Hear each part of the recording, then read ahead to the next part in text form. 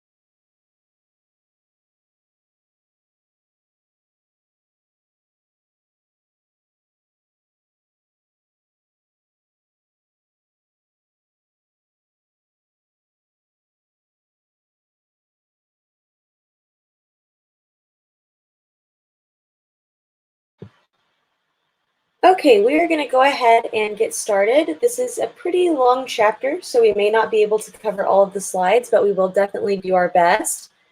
And I did just want to again remind you guys on Blackboard that you will need to hit mark reviewed. If you can't see week 2 right now, it is there, it is available. In the week 2 folder, you'll find a link to our lecture from Tuesday. I'll post the lecture from today as soon as this class is over right here. You have your exam review and your first exam. I see a couple of people are commenting in the comment box. I understand, I know a lot of people are worried about how they're learning in other classes. I much prefer face-to-face with you guys as well. This is not my ideal scenario. The part of my job that I love is getting to see you guys in person, so this is definitely a little hard. You guys are definitely doing a great job in here getting all the online stuff down, but if you're having any trouble in your other classes or in this class, feel free to send me an email or a text. There are still a lot of resources on the AC website and in person at AC in the underground that are available to you. So if you are having trouble in this class or another class, definitely feel free to reach out and we can get you connected with the resources that you need, and I'll do my best to help you with whatever I can. So today we're going to cover Chapter 4. This chapter is Market Outcomes and Tax Incidents, and it is a pretty good follow-up to the chapter from Tuesday. We did talk about supply and demand. We covered more of the demand side. You guys are going to have to finish that supply side up on your own. But if you do have any questions as you do look through these chapters and get ready to take that exam, definitely feel free to send me a text message. So chapter 4, let's go ahead and get started here. The big questions in this chapter are, what are consumer and producer surplus? What makes a market efficient, and what does that mean? And why do taxes create deadweight loss in otherwise efficient markets? So this chapter also gives that you guys deal with in your everyday life. Obviously, efficient markets are better for all of us, and we all pay taxes in one way or another. And we'll kind of talk about why we pay taxes, what kind of deadweight loss comes from those taxes, and how we can determine if a tax is worth it or not. So what are consumer and producer surplus? That's kind of the big question that kicks us off for this chapter. Welfare economics, this is when we study how the allocation of resources is going to affect economic well-being. This is how we kind of look at the market being composed of two different measures. So we have, on one hand, consumer surplus, and on the other hand, producer surplus. So think of economic welfare as a measure of how well off we are or how efficient the market is. The higher the economic welfare is, the more gains from trade that are being realized. And think of consumer and producer surplus as the gains that buyers and sellers get from trading in the market. So we'll cover these a lot more in depth, but that's just kind of like a basic, very basic definition to get you started. So for consumer surplus, suppose that there are 3 students who have different willingness to pay for a textbook. Now, willingness to pay, this is the maximum price, the reservation price, and willingness to pay is going to depend on the buyer's preferences and how much money that they may have. So you can kind of relate this to the quantity demanded, or how many people are willing and able to buy. For you guys, a good thing to think about here is whenever you're going out and you're buying a new cell phone or any kind of good that you go out and you're in search of, and you have kind of a price in your mind. This is the price that you feel comfortable paying. Your willingness to pay, that's what that price is. Now, this can be the absolute maximum amount of money you have. It can be that you just think this good is particularly worth this much money. But the willingness to pay is going to be different for every single person, and that's kind of the point they're trying to get across here. So just going on with that example, here's a table that kind of shows our 3 students and what their willingness to pay for the textbook is. You can see over here we have Beanie is willing to pay $200, Mitch is willing to pay $150, and Frank is willing to pay $100. So Beanie and Mitch, if we're selling the book for $140, Beanie and Mitch are the ones who will buy the book. The reason being, their willingness to pay is higher than that $140. Frank will not buy the book because it's above his willingness to pay. Maybe he doesn't have the money for that. Maybe he just thinks that that's too high of a price if it's over $100. But what starts to happen here is because the book is only $140 and Mitch is willing to pay $150, he now has a $10 consumer surplus. And the way that I got that number is we just take what his willingness to pay is and subtract out the price of the book, the $140. So yes, that could be his budget. It can be based on a number of things. So willingness to pay isn't always just because of that's the maximum amount of money that you have. It can be that that's just what you've budgeted for that particular good. So wonderful question and comment popping up there. So again, consumer surplus is going to be the difference between the willingness to pay and the price that's actually paid. As we move on a little bit here, we're going to calculate Beanie's consumer surplus. You can see that we take his willingness to pay of $200 minus the price that he actually paid, which was $140. So that would give him a $60 consumer surplus. For Mitch, we already talked about him a little bit, but we take his willingness to pay of $150 and subtract the actual price of $140 to get what his consumer surplus is. Now, just kind of illustrating this on a graph, we're going to use all of our different kind of willingness to pays and plot these on a curve. So this first click plots out a step demand curve. It's called the step curve because you can see it kind of looks like stairs here. Demand curves that we typically see are going to be a straight line. And the reason being is because we're kind of aggregating and using all of these different prices. The reason that this curve is a step curve is because there's very strict If the price is higher than this, he will not buy it. If the price is higher than this person will not buy it, and so on. And we'll kind of add some more illustrations in to make this a little bit more clear. So first click, this is going to be Beanie's willingness to pay. You can see he's willing to pay $200. He's the highest step here. The second click is going to label Mitch's willingness to pay. That's the $150 that he was willing to pay. And the last click brings up Frank's willingness to pay. So you can see here, if the price is above $150, we're only going to have one person that's going to buy the textbook, or one person that is purchasing. If the demand is $150, or the price, I'm sorry, is $150 or lower, we're going to have two people, so two quantity demanded. And if the price is $100 or lower, we'll have three. So the next example they give is a $175 textbook. Now, if the textbook is $175, we still only have one person that's going to purchase this book, and that one person is going to be Beanie, because he was the only person who has a willingness to pay that's higher than the $175 price. You can see here, Beanie's getting a consumer surplus of $25. The way that they got that number was they took the $200 that he was willing to pay minus the $175 actual price. So calculating these, it's not very hard math. You just have to know what to look for. And we know that willingness to pay will be different for everybody, but luckily in your homework examples and on exam examples, you will be given what the willingness of each customer. Again, this isn't something that you're going to have to come up with on your own. As the price goes down on these, you'll notice that the quantity demanded is going to increase. This is true with any demand curve. It just looks a little bit different in this step curve.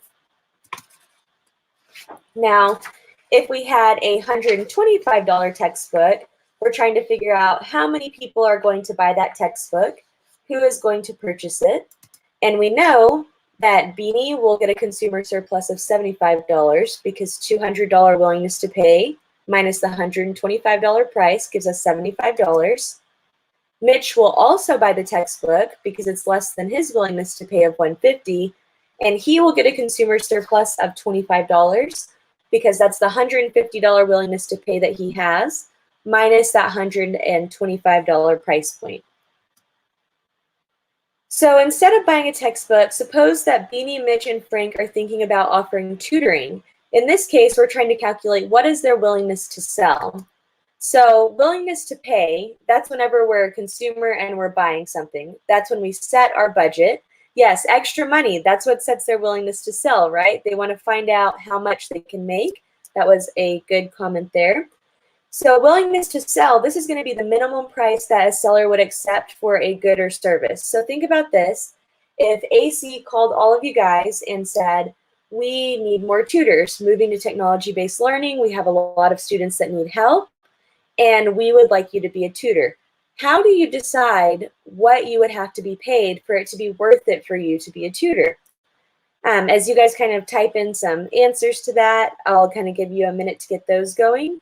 But what makes you set a price? Whenever you go and apply for any job, what decides what you're willing to take for your willingness to sell labor to a company?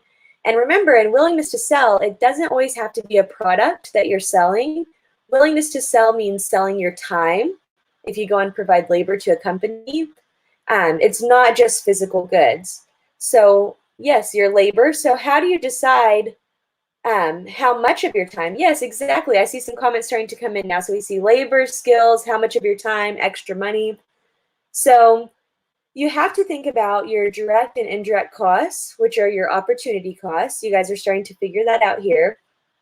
In this example, they say that Beanie has his own business, so he has a higher opportunity cost than Frank, who does not work. Mitch is a business student, so if he's offering tutoring service, he is giving up time that he could be studying. So this is kind of trying to figure out, what is it worth to you? How much time do you have? Do you have the extra time to go and provide tutoring skills? Do you already have another job? So that's how we kind of determine our willingness to sell. So Beanie, Mitch, and Frank are nice little example guys. They have decided that their willingness to sell, or the rate that they need to be paid For Beanie, it's $30 an hour. For Mitch, it's $20 an hour. And for Frank, it's $10 an hour. Now, what this means is if the wage is anything less than $30 an hour, Beanie will not want to provide tutoring services. So on, if the wage is less than $20 per hour, Mitch will not want to provide tutoring services. And finally, if it's less than $10 an hour, none of them are going to offer. So the question here is, which students will tutor if the market price is $25 per hour? So I'll give you guys a second to type in answers on this. But who do you think is going to go and provide tutoring services if the pay rate is $25 per hour? Very good, Mitch and Frank. So wonderful, you guys are so quick and you're doing such a good job. So after we figure out who is willing to sell, who's willing to participate, we have to calculate what their producer surplus is. So producer surplus is the difference between the willingness to sell a good and the price that is actually received for that good. In this case, the good is tutoring services. So we know that Mitch and Frank are going to provide tutoring services. Now we have to figure out what is their producer surplus. So I'll give you guys a second. I'm going to go ahead and pause. There will be a bit of a delay. But please go ahead and calculate what you think Mitch and Frank's producer surplus is. This is very similar to how we calculated consumer surplus. We're just doing it from the other end. And remember, the price that is being paid right now for tutoring, let's see here, is $20 per hour. And I'm sorry, this is an error on the slide before I get you guys confused. This is supposed to say $25 per hour, and the price that they're being paid to tutor is $20 per hour. So I gave you Mitch here. This should be 25. That's a mistake in my slides. So go ahead and calculate Frank's producer surplus for me. Very good. Alpha, you went ahead and put that 5 and 15. Oh, so you were close. On the second one, remember, his willingness to sell for Frank is $10, but they're being paid $20. So you do 20 minus 10, and that's going to give you $10. Now, Jessica, you were correct. And it's cutting it off a little bit on the side here. I'm sorry, I'm not sure why these slides are not working exactly how I'd hoped them to. But Mitch, his willingness to sell is $25 per hour. So 25 minus 20 gives him a $5 producer surplus. Frank's willingness to sell is $10 per hour. 25 minus 10 is 15. Yes, Jessica, never mind, I misspoke. So yes, that would be $15 right there. I'm sorry, this example has turned out to be a bit of a mess. But you guys are great. Y'all were doing it correctly, and I apologize if there was any confusion on that. And, you know, just take solace in the fact that some people will watch these videos after the fact, and they can't see your comments. So I just sound like a crazy person, which is wonderful. Okay, so now we're going to take that same, what we just calculated, the producer surplus, and we're going to show what that looks like graphically. Now, remember, we've seen normal demand curves, and then we saw our step demand curve to show consumer surplus. We saw normal supply curves last lecture. This supply curve, as you could probably guess, is going to be a step curve as well, just going the opposite way. Now, remember, demand curves are always downward sloping because as the price increases, the quantity demanded decreases, and as the price decreases, the quantity demanded will typically increase. Supply curves are always going to be upward sloping, and that just means that it goes this way instead of this way, because as the price increases, the quantity of people that are willing to sell at that price is going to increase as well. And as the price decreases, less people are there's going to be less quantity of tutors available. So the first click here plotted this step supply curve. And then the second click here is showing Frank's willingness to sell. So if the wage is $10 or less, there's one quantity of tutors available because only Frank is willing to sell at that price. At $20 or less, there's going to be a quantity of 2 tutors available because Mitch and Frank, they both fall within this willingness to sell model. And the third click up here at $30, now we'll have a quantity of 3 that it did not show right here because now we have Beanie, Mitch, and Frank. All of them are willing to work at this $30 price point. So at $15 per hour, we're trying to figure out what the producer surplus is for each one of our participants at $15 per hour. First, we have to figure out who would participate. Well, we know that Frank would participate because his willingness to sell is only $10. If we take a $15 wage minus his $10 willingness to sell, he comes up with a producer surplus of $5. At $25 per hour, if we were just calculating Frank's producer surplus, we take $25 minus his $10 willingness to sell, and he now has the producer surplus of $15. Now, Mitch would also work for a $25 per hour wage. So $25 minus his $20 willingness to sell, you guys had already calculated that, he would gain a producer surplus of $5. So again, this is a lot of examples kind of showing the same thing, but I just really want you guys to see that the math in this particular chapter is not difficult. You just have to be able to break it down step by step and figure out what you need to do, and then it's pretty easy to get there. Now, if you do start working on some of your homework or your exam review and you are struggling with any of these, don't worry about that either. These are all kind of new concepts. It's almost like a new language, and you can definitely text me or email me, and we can work through some of those problems together as well. So here's a practice what you know. I'm going to give you guys a second for this to catch up, but it asks, the height of the demand curve at any quantity can be thought of as the what? So remember, we're talking about the demand curve. So this is from the consumer side, and I'll give you guys a second to answer this question.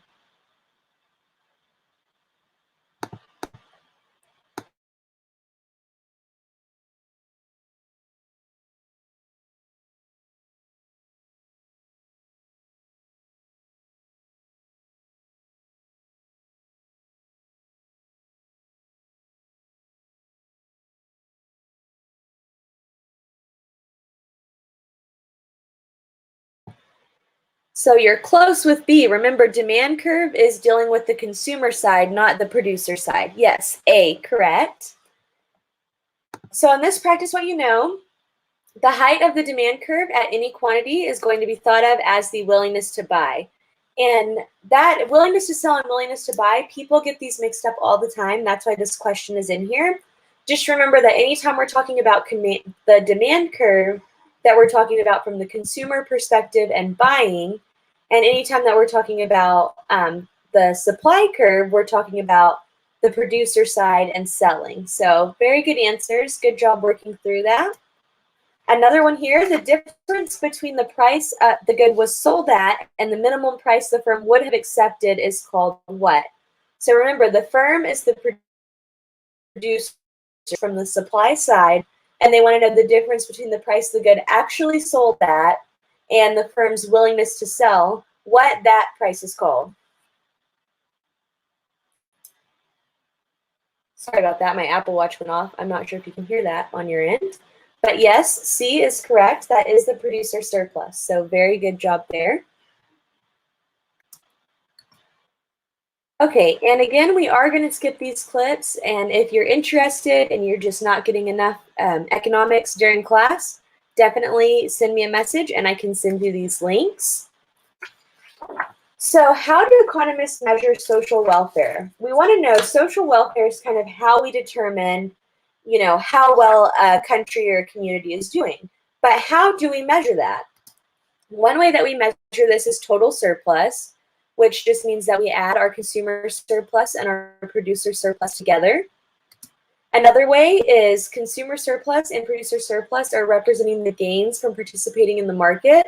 So adding these two things together kind of tells us how well their market is gaining and how well the country overall is doing.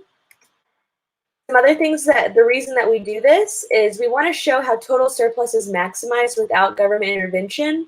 And we want to make the point that an outcome is efficient when an allocation of resources maximizes total surplus. So again, remember, economic welfare is a sign of how well or how efficient an economy is doing and how well we're capturing these gains from trade. An increase in economic welfare is a good thing. As we get further into the semester, we'll kind of investigate this a little bit more. But do you think that these measures of social welfare and economic welfare, that they cover everything? Like, are we able to really say that one country's doing better than the other overall, just based on these numbers? And the answer to this is no. We know that because economics involves people, that it's not going to be an exact science, but measuring social welfare and economic welfare through consumer and producer surplus, it gives us a good place to start. And then we can kind of combine that with some other things that we will talk about a little later in the semester. Now, just for the sake of time, since we did already work through some consumer and producer surplus examples, I am going to go ahead and skip this one. But please take a look at these on your own. And then we will, you can always ask me questions if you have any questions on those. So next, we're going to talk about taxes. Taxation, welfare, and deadweight loss are really important concepts from this chapter. And the three main questions they want to ask here are, why do we pay taxes? What are some different types of taxes? And what are excise taxes? So taxes pay for a lot of services that society needs. Some of these services can be police, military, infrastructure, things like that. And some different types of taxes can include income taxes, payroll taxes, property taxes, corporate profit taxes, sales and inheritance taxes. And then excise taxes on the bottom, which we'll talk a little more in depth about each of these things. These are typically called things like sin taxes. So excise taxes are taxes that are imposed on a particular good or service. Some examples of goods and services that do have excise taxes are cigarettes and alcohol. And the reason that we do have these excise taxes, it's kind of an extra or sin tax, is to hopefully deter people from doing that thing, or because they know that they can generate revenue. Because if you're addicted to smoking or you're addicted to alcohol, you're pretty much willing to pay whatever price you have to pay to get that item. So tax incidents, this is the next thing that we're going to kind of talk about here.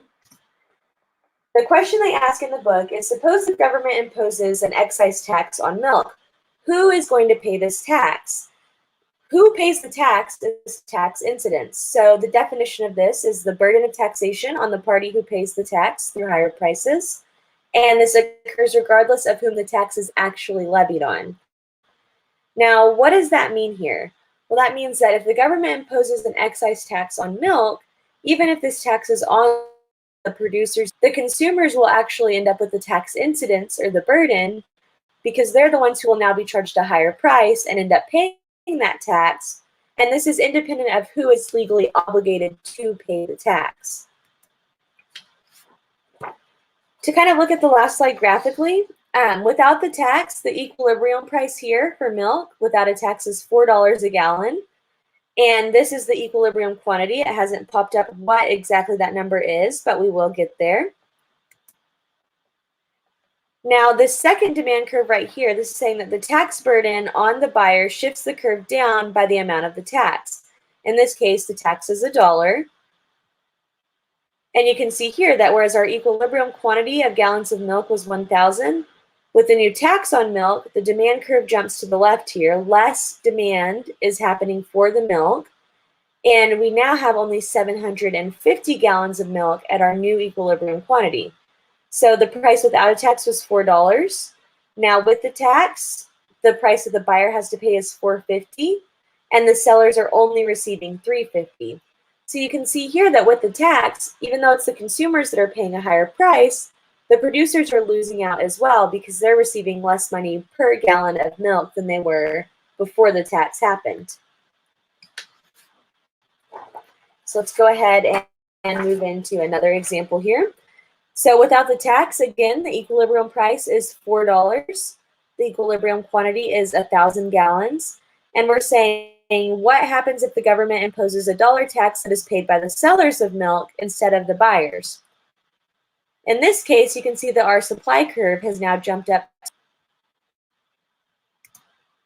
And now our equilibrium quantity still drops to $7 or 750 gallons. The buyers are still paying $4.50. The sellers are still only receiving $3.50 because of this tax. So regardless of who bears this burden, there is some deadweight loss on both sides. And we will look at how to calculate that deadweight loss here in just a moment.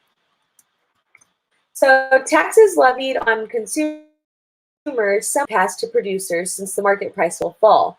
What that means is that if consumers are taxed or extra tax on a product, producers will feel that burden because less people will be able to buy their goods and eventually drop. When taxes are levied or placed on, the firm will attempt to raise their prices to pass some of this burden to the customers. But again, demand will be higher. Not everyone has a willingness to pay that can accommodate that raise. And overall, the incidence or the consequences are the same. Now, we know that taxes hurt both buyers and sellers, but now we're going to talk about deadweight loss. We know that it hurts buyers and sellers because buyers have to pay a higher price and sellers are now receiving a lower price. But what did we miss in our calculations here? And the answer to that is deadweight loss. So deadweight loss is the decrease in economic activity that is caused by market distortions. Now, remember, markets are efficient whenever total surplus, or the sum of all the consumer and producer surplus, is maximized.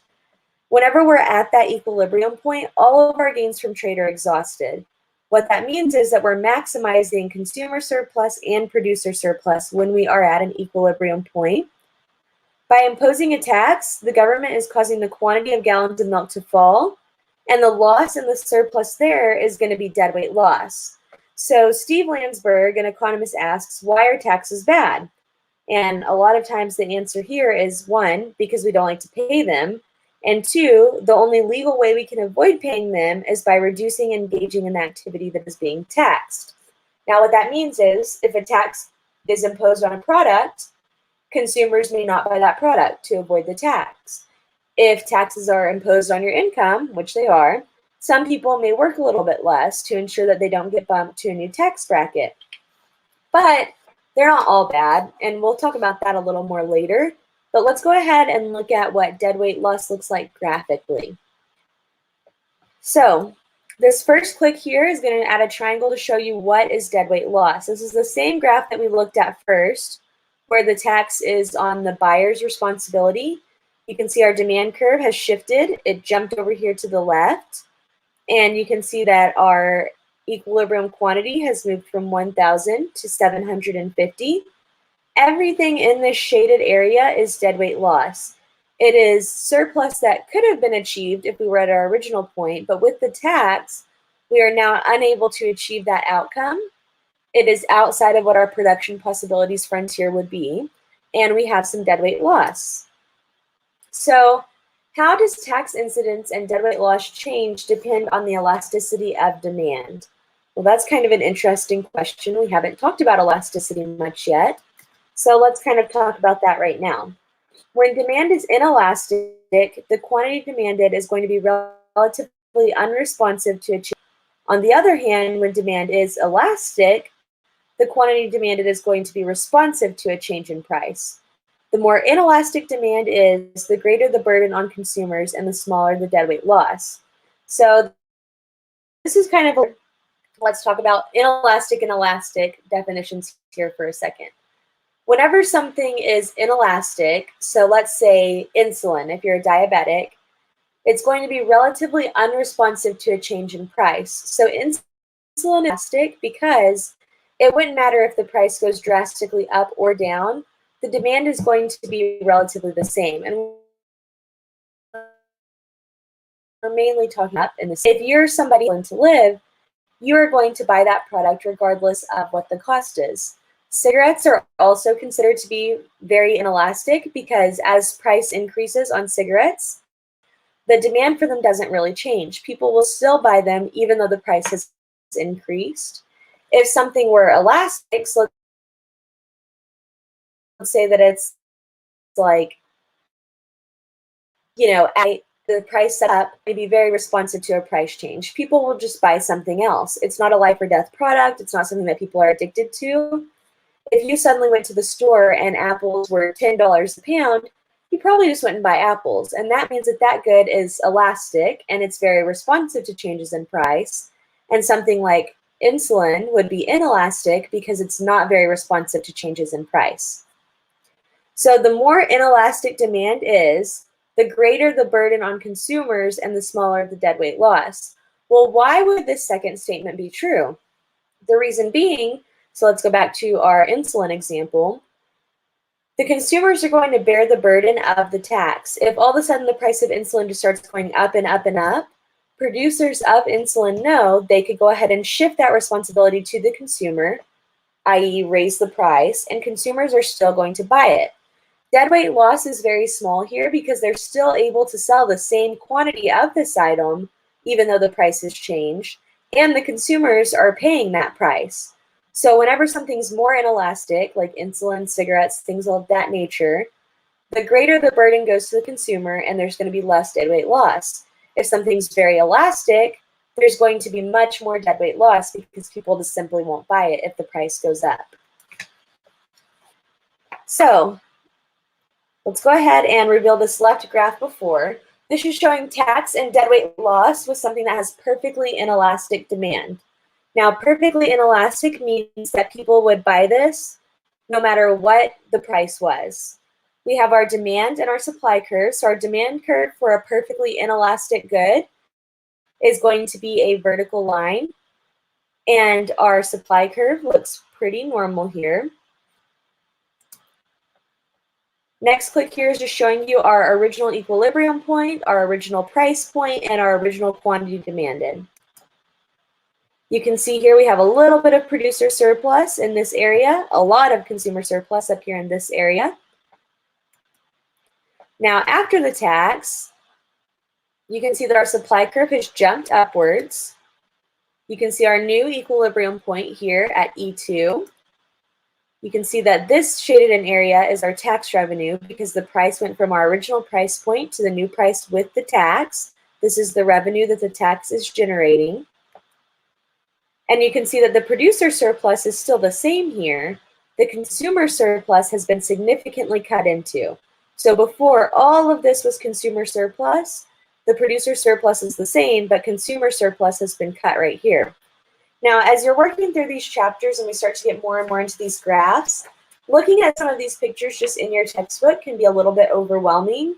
But as long as you can kind of go piece by piece and kind of break down and talk yourself through it, these graphs really aren't that hard as long as you can go ahead and pick out one piece, identify what's happening there and what it means.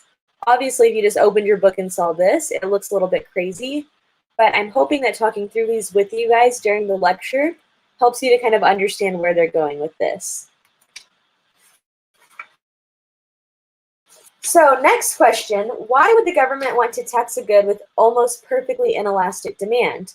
Reason being, no substitution. This will be a steady tax revenue. There's not really a good substitute for cigarettes. I mean, there are things like nicotine gum and things like that, but they know that most people that are addicted to cigarettes will still buy them. They don't have a good substitute.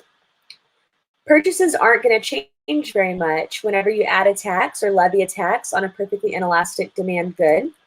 And there's not going to be much deadweight loss. So the question they ask here that I'll give you guys a second to answer is, do we tax Brussels sprouts or cigarettes? Which one is going to bring us more tax revenue with less deadweight loss? And remember, a good tax is one that leads to little or no distortions or losses. So I'll give you guys a second to type in, should we tax Brussels sprouts or cigarettes? And why? Go ahead and give me a why too, please.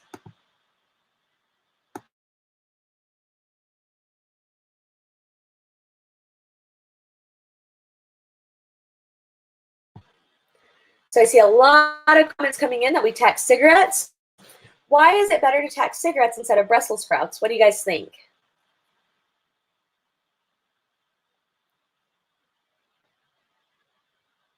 The consumer is always going to buy them. It's inelastic. That is a great comment by Jessica here. Very good job.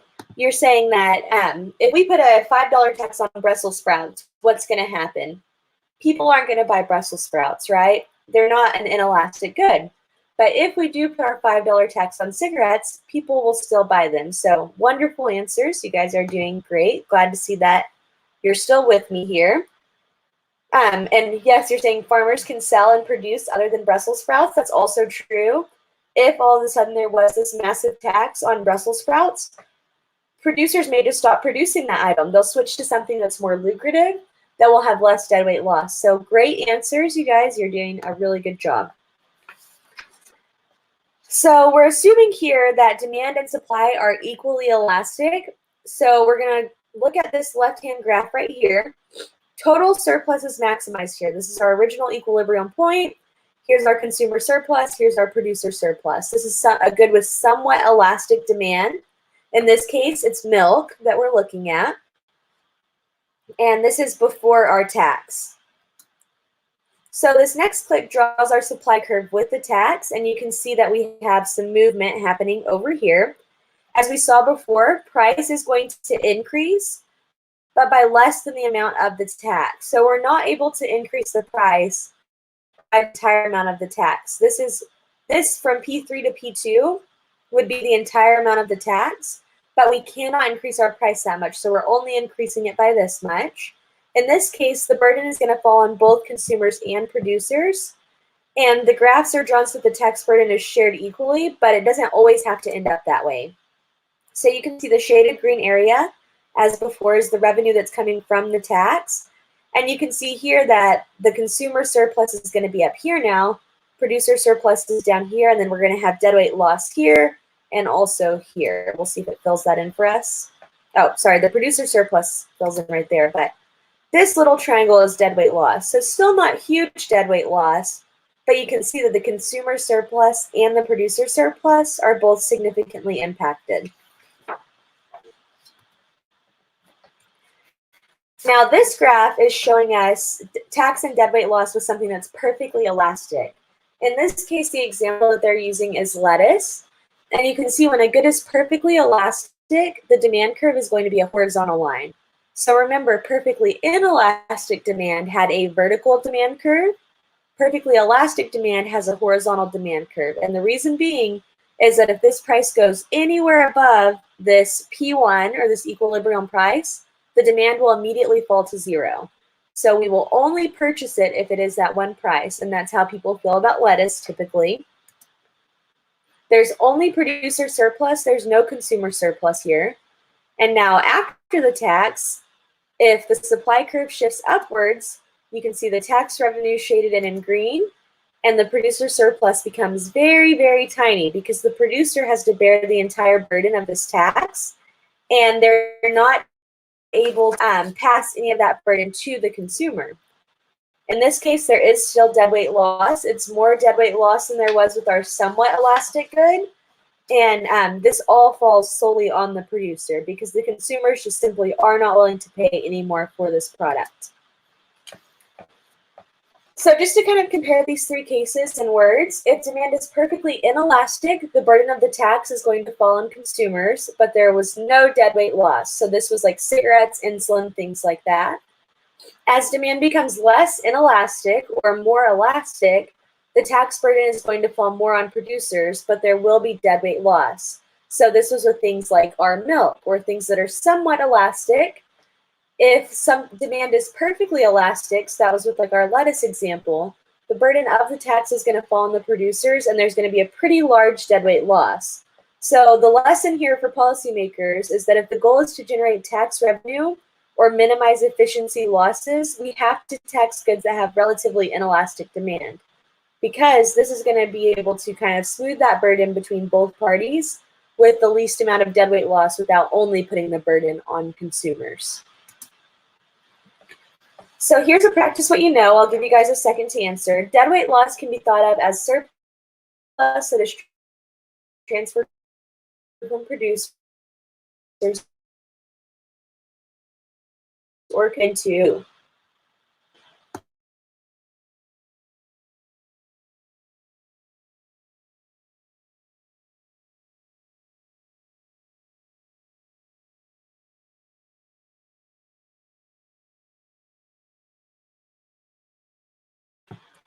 Very good. I see some answers going in, and that correct answer is D, nobody. Deadweight loss is not tax revenue. Tax revenue was only that green shaded in block. Deadweight loss is surplus that goes to nobody. Everyone loses out. The consumer loses out and the producer, because nobody is going to benefit from that deadweight loss. Here's another one for you. If the government wants to create tax revenue without generating any deadweight loss, what type of goods should they tax? No deadweight loss at all. What kind of goods?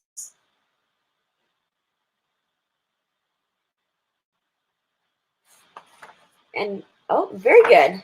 So see, I didn't have to give you the reminders. I was just about to tell you, remember, perfectly inelastic is going to be things like insulin and cigarettes. Elastic was things like lettuce, apples, easily substitutable items. So very good. You guys are doing awesome. So next slide here. What would happen if we varied the elasticity of the supply curve as well as the demand curve? And we want to compare the elasticity of demand with the elasticity of supply. So these are just some things to consider here. When the demand curve is more inelastic than the supply curve, consumers or customers are going to bear more of that incidence of the tax. When the supply curve is more inelastic than the demand curve, producers are going to be the ones that are bearing more of that incidence. So if both the demand and the supply curve are relatively inelastic, deadweight loss is going to be minimized. That meaning that the producers aren't really going to budge on producing regardless of what the price is. Consumers aren't going to budge on buying it. They're still going to buy it regardless of what the price is. So what that looks like here, for a realistic example, we have a mushroom market that starts with an equilibrium price of $18. So that's right here. And an equilibrium quantity of $60 or 60 mushrooms right there. A $5 per pound tax is placed on mushroom suppliers, and the new equilibrium, the price right here, is 20. This is this E2 new equilibrium point, and the new equilibrium quantity is 50 pounds of mushrooms. So that's kind of where we're at here. We want to calculate the tax incidence, deadweight loss, and tax revenue. So that's what we're going to do in this particular example. The consumer incidence here, consumers are paying $2 or 2/5, or also 40% of the $5 tax. Now, how did I figure that out? The consumers were originally paying $18 an hour here. Now they're paying $20 an hour. 20 minus 18 gives us that $2 that the consumers are paying. The producers, they're paying $3. So before it was at 18, now it's at 15. 18 minus 15, that's the $3 the producers are falling. And we know that $3 is bigger than $2. So here, the producer is kind of bearing more of the burden. That's what's happening in this particular example. Now, the tax revenue here, they did $5 times 50, or 250. Now, where did they get that 5? They took the new equilibrium price minus this 15 right here, 20 minus 15, and got 5, times the new equilibrium quantity, 50 right here. 5 times 50 is 250. So the sum of the producer and consumer incidence is going to give us that tax revenue. To find incidence, again, just to reiterate, we take what the old price was. New price minus old price gives you consumer incidence. Old price minus the new price right here is going to give us producer incidence. And there are a lot of examples of those in your inquisitive assignment. Even though you don't have to complete Chapter 4 for a grade, I definitely recommend working through some of those problems just for a little bit of practice, because it is a lot easier to see this when you're working through the problems in inquisitive. So what happens if the government increases a tax? There has to be a trade-off between the tax revenue and the deadweight loss. And the example that they give here is that in 2002, Ireland imposed a 15-cent tax on plastic bags. So the main point of this section is we want to look at trade-offs between tax revenues and deadweight loss. And initially, as taxes increase, the government revenue is going to be relatively large compared to that deadweight loss. As taxes continue to increase, deadweight loss will also increase relative to the tax revenue. So in 2002, when Ireland placed this 15-cent tax on plastic bags, there was a 90% decrease in consumption. The question that I want to ask you here is, do you think that the reason they imposed this tax was to raise tax revenue, or do you think there was another reason for this tax? So I'll give you guys a second to type some answers in here. But do you think that Ireland placed a tax on plastic bags because they wanted to raise a lot of tax revenue, or was there maybe a different reason, and what was that reason?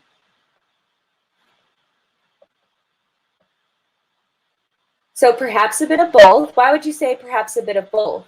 Now remember, there was a 90% decrease in consumption of plastic bags, meaning that 90% of the people that were once buying plastic bags, or that were once using plastic bags, stopped using them after this tax was imposed.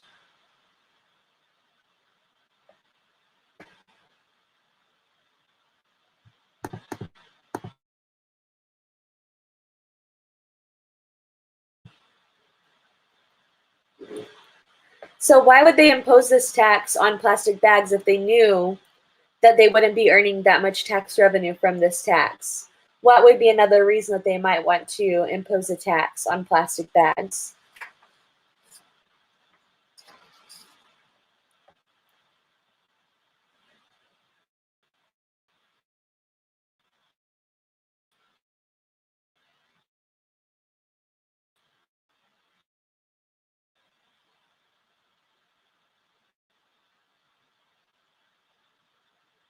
In this case, the main reason for this tax was that they were hoping to, the environment.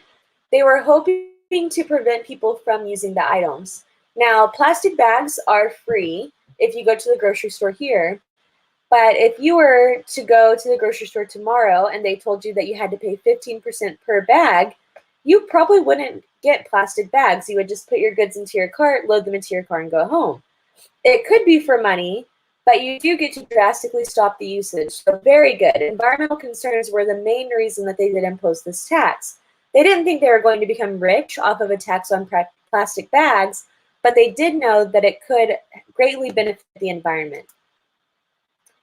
So deadweight loss and tax revenue. This first graph here is showing you with no tax, like we've seen before, equilibrium price and quantity. Everything is normal here. It's a basic supply and demand model, and we're assuming that it's relatively equal elasticities on both supply and demand, and the tax burden is going to be roughly the same.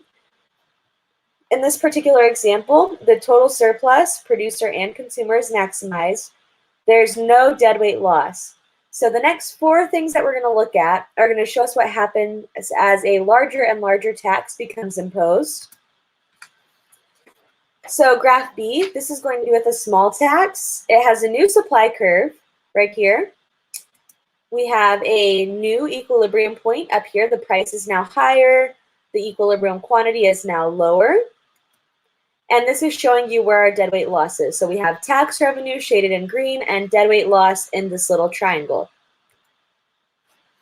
This next graph is showing you what a moderate tax would look like. So you can see here, P3 is now much higher than P2 or P1 were. Our price has gone up significantly. Q3 is much lower than Q2 was about right here. So remember our first line was right here and we had this tiny deadweight loss triangle. Now you can see tax revenue has increased, but deadweight loss has increased pretty significantly as well. And in this large tax example, you can see the tax revenue, although it's increased, it's not that great, but the deadweight loss is pretty massive. So that's why we have to be pretty careful about how we impose taxes, because the bigger the tax, the bigger the deadweight loss.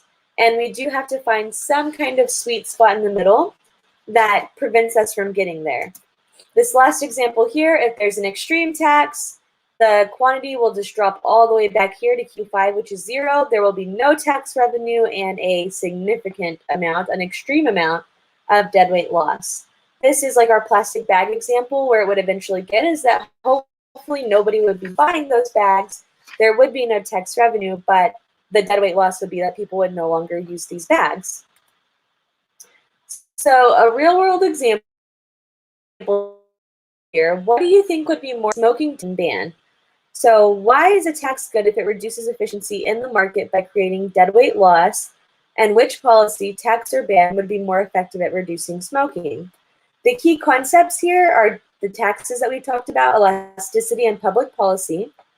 Number one, if we raise tax revenues, it could decrease production and consumption of that good. So with a ban, this isn't going to change the price of cigarettes, but it does increase the opportunity cost of smoking. People could smoke the same amount, but maybe in different locations, or they can impose these costs on others. With a ban, it now maybe is illegal to smoke, let's say. There is a higher opportunity cost. If you got caught smoking, you could get in a lot more trouble, but people would probably still do it, just like with a lot of things that have been banned or are illegal. Because the demand for cigarettes is very inelastic, a relatively high tax would have to be imposed to affect consumption. So we could end up with very large tax revenues, which we could use to fund public services. In this case, it's really a matter of opinion, but overall, it is likely that a very high tax, would be much more likely to reduce smoking than a ban, because with bans, people are still able to do things. Now we're going to look at some unusual taxes and see if you can figure out what is the purpose of this tax, and we'll say, how effective do we think these taxes are? So there's two taxes here, a bagel tax and a window tax. These are real things. The first is that in New York, a prepared bagel is subject to an 8-cent tax. And England passed a tax in 1696 on windows and homes. So the bagel tax, this is pretty common. For example, typically you're going to pay a higher tax for a potato salad that's bought from the deli counter at the grocery store than you would from potato salad that was already in a prepackaged kind of container. So this bagel tax in New York, that's just saying that the tax that you're paying is for the convenience of a prepared food rather than a plain bagel that's in a bag and the separate materials that you would have to go out and buy to prepare the bagel yourself. Now, the window tax, this one was more of a target to wealthy households. Windows in homes were very expensive in England in 1696, and the homeowner would get around paying the tax by bricking over their windows. So whenever these taxes are imposed, the idea here, the window tax, the idea was that wealthy people would pay the tax revenues would be high. The outcome was that people bricked over their windows and they lost out on some tax revenues. Now, the bagel tax, this is something that's very common in a lot of states where you pay a higher tax for prepared foods than you would for their untaxed and unprepared counterparts. And this is somewhat of a convenience tax. So can you think of anything else that has this kind of tax? One good example is in Philadelphia. You have to pay taxes on every single refill you get of a soda. There's nowhere that offers free soda refills because there is a sugar tax in Philadelphia, and they do have you pay the difference to kind of increase tax revenues because it's sort of tax, hoping to discourage unhealthy habits with the sugar tax and motivate people to eat healthier and do a little bit better. So think about those. It's kind of interesting if you're ever bored or you just want to know more. Google strange taxes. It brings up a lot of really fun things. So to kind of close things out, the main takeaways from this chapter, one, unregulated markets are beneficial because this is going to generate your largest possible surplus. Without taxes, we don't have deadweight loss. The market is able to naturally move to that equilibrium point. Taxing specific goods can lead to deadweight loss, which reflects reduced economic activity. So we want to make sure that the goods that we are taxing are more inelastic goods, like insulin, cigarettes, things like that, so that the more inelastic the good is, the more effective the tax rate loss we have. And lastly, society has to balance the benefits of government services that we pay taxes for with the costs and the inefficiencies that we create with these taxes. So it's kind of an interesting balancing game. And a good tax overall is going to be one that leads to the smallest deadweight loss. So I will stay on here for another couple of minutes to see if any questions come in. But that is all that I had for today. Please work on those reviews. If you have any questions on your review, please feel free to message me. I will be happy to work through some of those with you. And please do not forget that your first exam, along with Chapter 3, both of these are due by 11:59 p.m. on Monday, April 13th. So once you get all that stuff done, then you are good for this week. And I hope you guys have a good rest of your week, and I will see you on Tuesday. Thank you so much.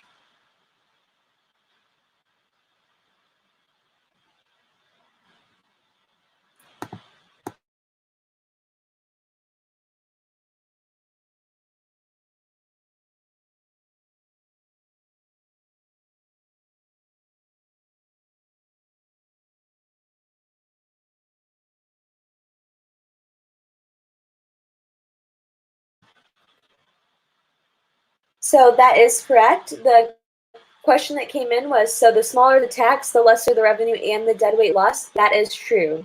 If it is a good that's more elastic that we are having to impose a tax on, the smaller that tax is, we won't get as much tax revenue, but we will have smaller deadweight loss. So that is a great question. Now, in some cases, if the good was very inelastic, like cigarettes, it doesn't matter the size of the tax. It could be very large, and there still wouldn't be deadweight loss because people would still pay for that good regardless of the price. But the more elastic or sensitive a good is, a smaller tax might be a better answer because even though your revenues would be less, the deadweight loss would be less as well. So very good question coming in right there.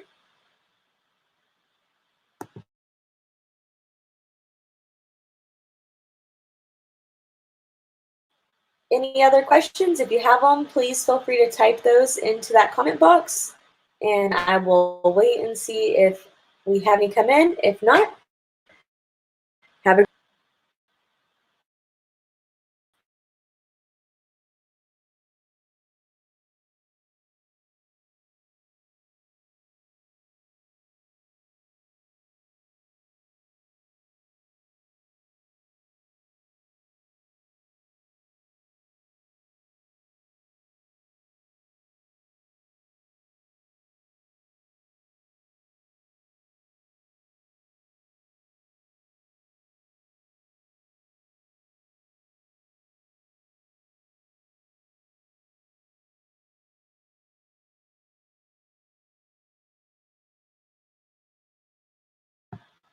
All right, I don't see any more questions coming in, so I am going to go ahead and end this broadcast. Remember, I will post a link to this recorded video in the Week 2 folder. So if you're studying for your exam and you have any questions, you can always refer back to that lecture video or send me a text, email me, whatever it may be. I am available, so just let me know if you need anything. Thank you guys so much. Goodbye.